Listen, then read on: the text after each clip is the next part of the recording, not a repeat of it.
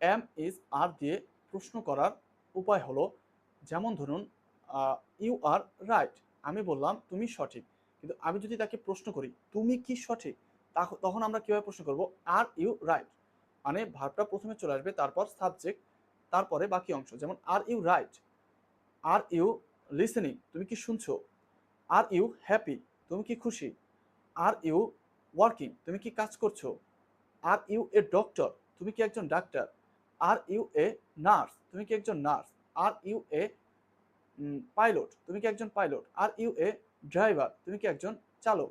তো এইভাবে আমরা প্রশ্ন করতে পারি। যেমন আরও কিছু প্রশ্ন যেমন ইজ দিয়ে করি, আমার বই থেকেই নিয়ে নেই। যেমন ধরুন ইজ হি এ ডক্টর, সে কি একজন ডক্টর, ইজ হি ফ্যাট, সে কি মোটা, ইজ রায়হান থিন, রায়হান কি পাতলা।